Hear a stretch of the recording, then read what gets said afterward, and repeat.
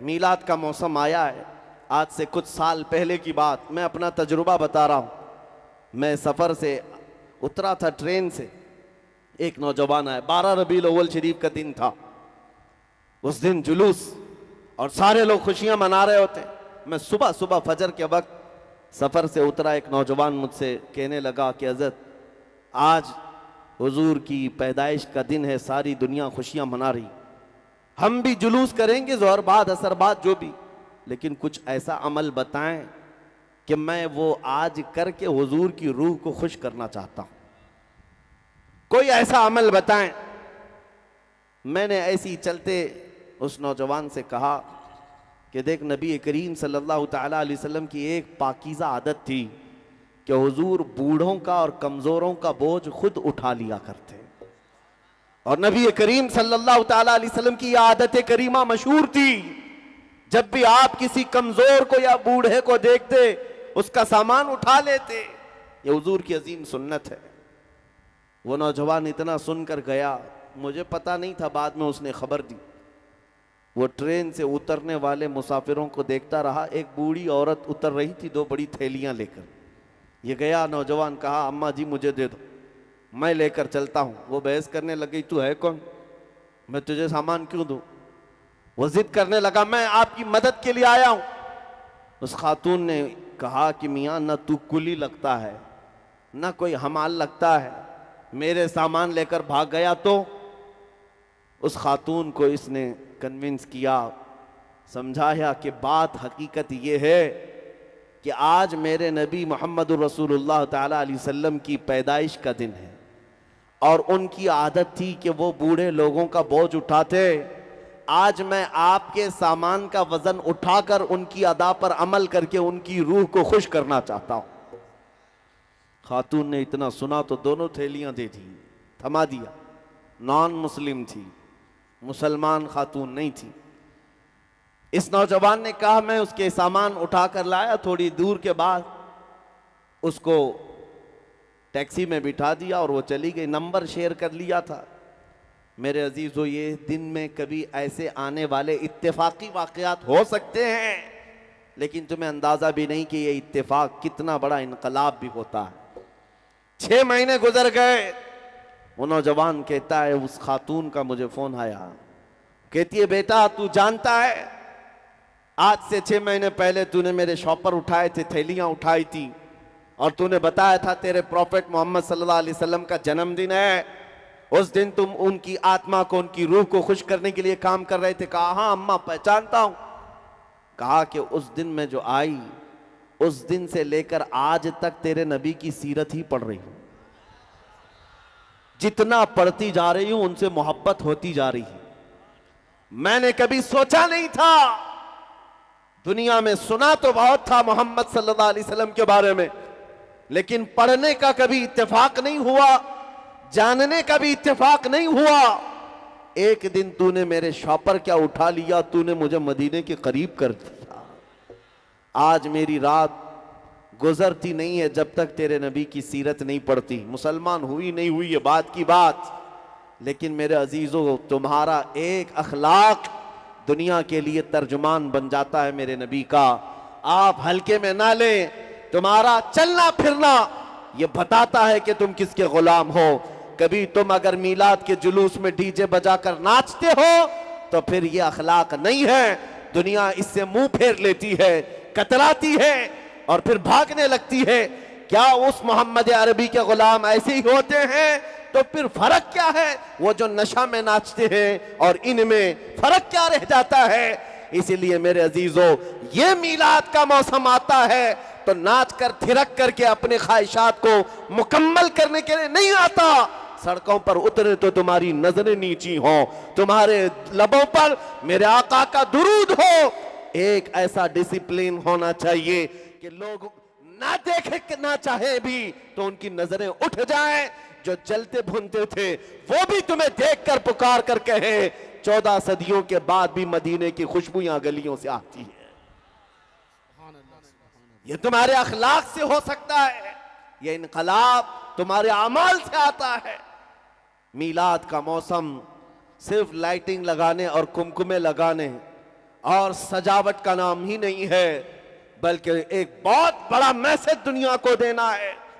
आज दुनिया तुम्हारी तरफ देख रही होगी, जुलूस पाक में पूरी दुनिया देखती है कि ये सड़कों पर आएंगे, लेकिन तुम्हें ये बताना होगा तुम अपने नबी से कितनी मोहब्बत करते हो, कितनी मोहब्बत करते हो।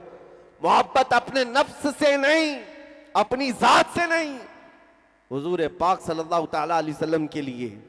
और चैलेंज के साथ मैं कहता हूं पूरी दुनिया में कोई कौम ऐसी ला करके मुझे बता दो जो अपने लीडर, अपने नेता या अपने गॉड के लिए, अपने भगवान के लिए ऐसी मोहब्बत करती हो। हरगिज नहीं ला सकोगे।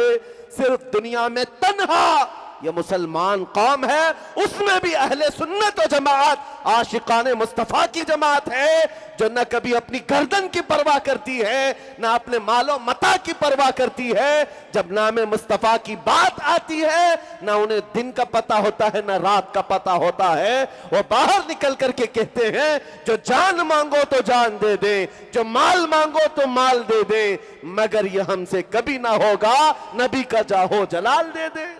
मेरे अजीजों, आज आपके उतरने को लेकर दुनिया अगर कश्मकश में मुब्तला है, खौफ खाने लग जाए, डर करके मुंह बसोरने लग जाए, वो एक अलग मसला है। दो तरह का, नफरत से नहीं। अगर तुम्हारे अखलाक को देखकर आज भी लोग हुजूर की मोहब्बत में फिदा होने को तैयार हैं, करीब आने को तैयार हैं, तो ऐ नौजवानों बताओ क्या ऐसे अखलाक अपनाना अच्छा नहीं है? आज भी तुम अगर बॉलीवुड और हॉलीवुड के थिरकने वाले, मुजरा करने वाले उन गुंडों के पीछे भागना चाहते हो, जिनका अंजाम सिवाय जहन्नम के क्या है, जिन्होंने पूरी दुनिया को इस गलाजत के ढेर पर लाकर रख छोड़ा है, जहां अखलाक और हया नाम की कोई चीज नहीं रह गई, और हमारा नौजवान उनके पीछे भागता है, मैं इसका फैन, मैं उसका फैन। नहीं मेरे अजीजों, ऐ सुन्नियों, तुम इन दुनिया के कुत्तों के लिए नहीं पैदा किए गए। तुम्हारा और हमारा इस दुनिया में आने का मकसद एक ही है, जिंदगी ये नहीं किसी की किसी के लिए, जिंदगी है नबी की, नबी के लिए। ना समझ मरते हैं जिंदगी के लिए, जीना मरना है सब कुछ नबी के लिए। तवज्जो मेरे अजीजों, खौफ और डर उस कौम के अंदर आता है जिसको ये एहसास होने लग जाए कि हम किसी चोर कौम से वाबस्ता हैं, या जो खुफिया तरीके से चोरी कर रही हो उसे खौफ में जीना चाहिए। जिस कौम को ये यकीन है कि मेरा दीन सच्चा, मेरा खुदा सच्चा, मेरा रसूल सच्चा, हमारा कुरान सच्चा, उसे डर और सहम कर जीने की जरूरत क्या है? ना ही तुम किसी चोर कौम से वाबस्ता हो, ना ही खुफिया चोरी करते हो। इसलिए मेरे अजीजों, अपने ईमान का सौदा ना करो, अल्लाह की मदद तुम्हारे साथ है।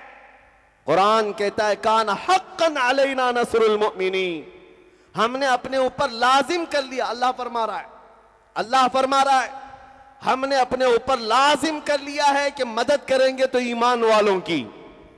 और ईमान वाला कहते किसे? ईमान वाला कौन है? ये मेरे रसूल से पूछो।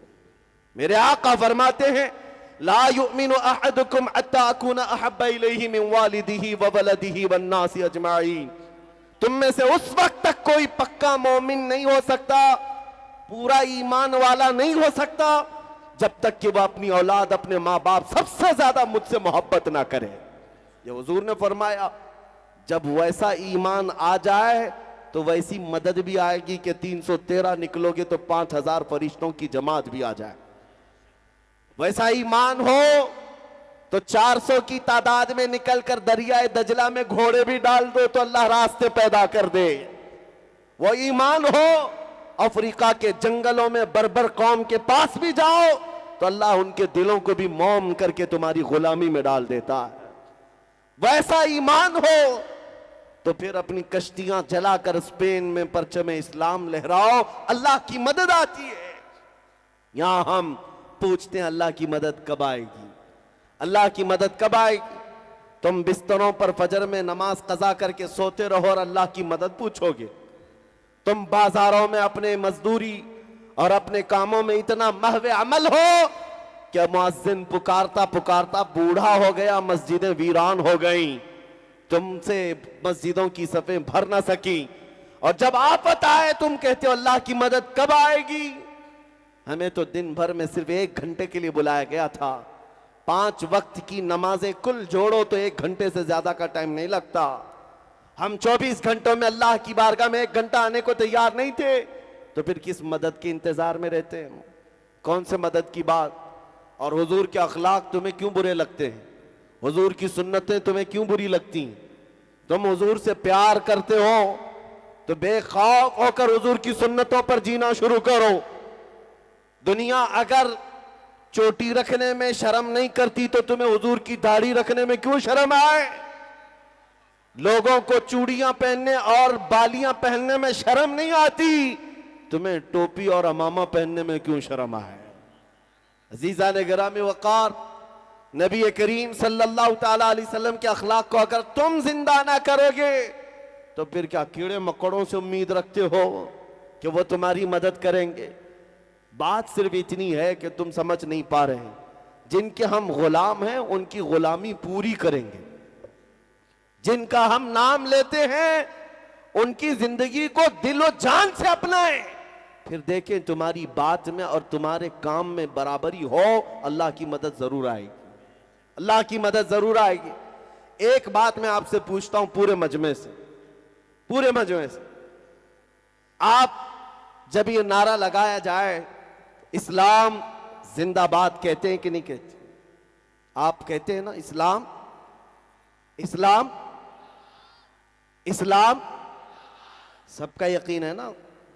तो इस्लाम जिंदाबाद जब आप दिल से कहते हैं तो मुझे ये बताओ, ये इस्लाम तुम्हें अपने घरों में क्यों नहीं पसंद है? तुम्हारी बीवियों पर भी इस्लाम पसंद करो, तुम्हारी बेटियों पर भी इस्लाम पसंद करो, तुम्हारे बेटों पर भी इस्लाम पसंद करो। तुम्हारी शादियों में इस्लाम कहां है? इस्लाम सिर्फ सड़कों पर आकर जिंदाबाद कहने के लिए नहीं, अपने घरों में भी इस्लाम को पसंद करो। तुम्हारे चेहरों पर भी इस्लाम नजर आए, तुम्हारे घर की औरतों पर भी इस्लाम नजर आए, तब फिर तुम्हारी बात बहुत पते की होगी। जिस दिन तुम कहोगे इस्लाम जिंदाबाद तो फख्र होगा, कर होगा। लेकिन मेरे अजीजों, पुकारना सिर्फ ऐसा ही है, झूठ बोलने की आदत ना रहे।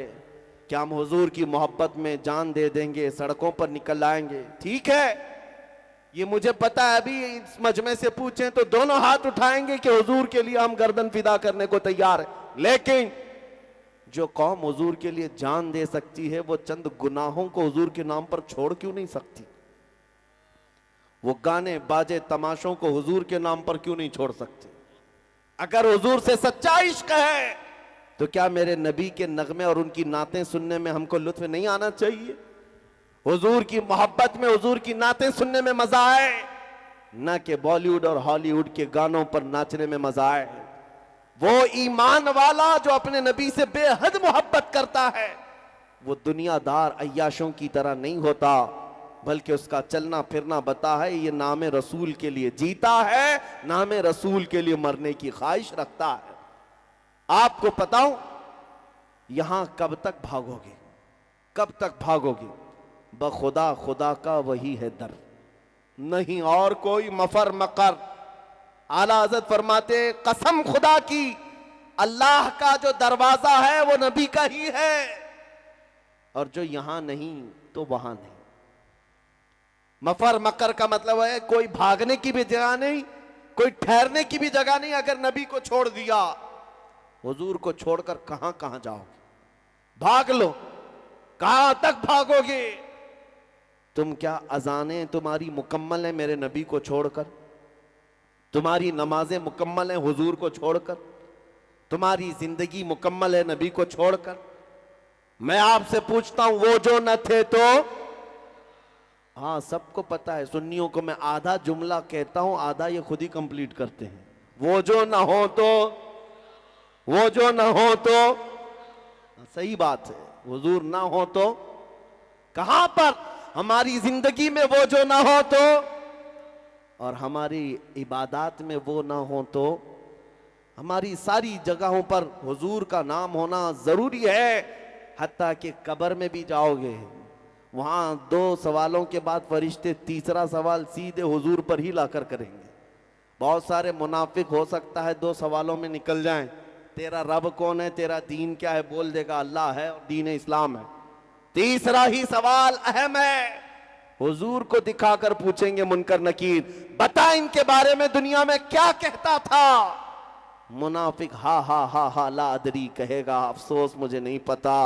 लेकिन सुन्नी आशिक रसूल क्या कहेगा? सुन्नी आशिक रसूल मुनकर नकीर से कहेगा, अरे मर के पहुंचा हूं यहां इस दिलरुबा के वास्ते,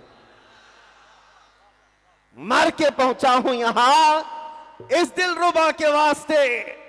लेकिन वो मेरे अजीज और जिंदगी होनी चाहिए, इसीलिए मैं तुम्हारा डर निकालने की बात करता हूं हमेशा। इस दुनिया में सबसे बड़ी कोई सजा है तो वो मौत की सजा है, और मौत हमारे लिए हादसा नहीं, हमारे लिए तोहफा है।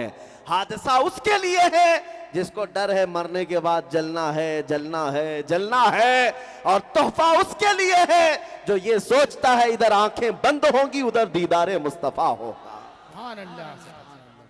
उधर मेरे आका की जियारत होगी। उसके लिए किस बात का हादसा है? हादसा नहीं है। अल मौत जसरुन यूसिलुल हबीब इलल हबीब, मौत एक ब्रिज का नाम है, एक हबीब को दूसरे हबीब से मिला देती है। इसलिए मेरे अजीजों, आला हजरत की बात सुनो। इमाम इश्क व मोहब्बत 100 साल पहले कह गए, आज ले उनकी पनाह, आज मदद मांग उनसे, कल न मानेंगे कयामत में अगर मान गया। क्योंकि वहां सब कहेंगे अर्श हक है मसनद रिफअत रसूलुल्लाह की, देखनी है हश्र में इज्जत रसूलुल्लाह की। इसलिए कि हुजूर पाक की इज्जत वहां पर दिखाई जाने वाली है। फकत इतना सबब है इन इकादे बज़्म महशर का कि उनकी शान महबूबी दिखाई जाने वाली है। ऐ सुन्नियों, वहां हर कोई पुकार कर कहेगा क्या जलवा है नबी पाक का, क्या शान है, क्या मकाम है। लेकिन उस दिन का कहा हुआ मोतबर नहीं, दुनिया में क्या कहता था वो देखा जाएगा, दुनिया में किसको पुकारता था वो देखा जाएगा। इसलिए आज हमारे मजमे ये गवाह बना ले फरिश्तों को, क्या फरिश्तों कयामत के दिन गवाही दे देना।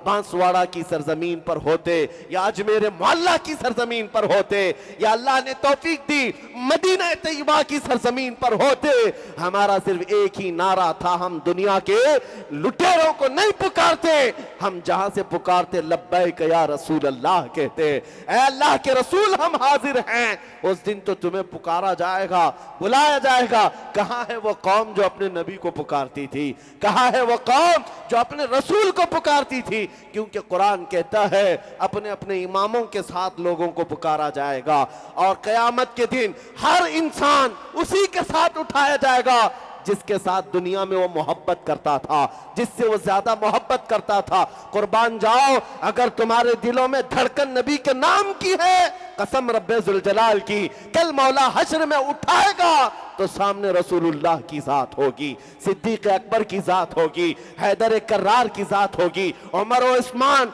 रिदवानुल्लाह अलैहि मजमाइन की जात होगी।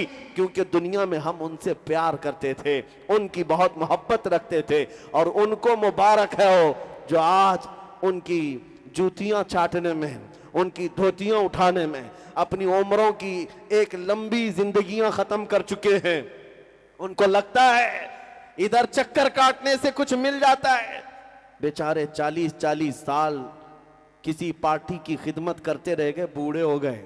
जब बूढ़े हो गए तो पार्टी की आला कमान ने, हाई कमान ने कहा रिटायर्ड हो गए, साइड में बैठो, दूसरों का नंबर आ गया, दूसरों को बुलाया जाता है। ये दुनिया का दस्तूर है। ये जैसे ही बूढ़ा हो जाएगा उसे साइड लगा दिया जाता है।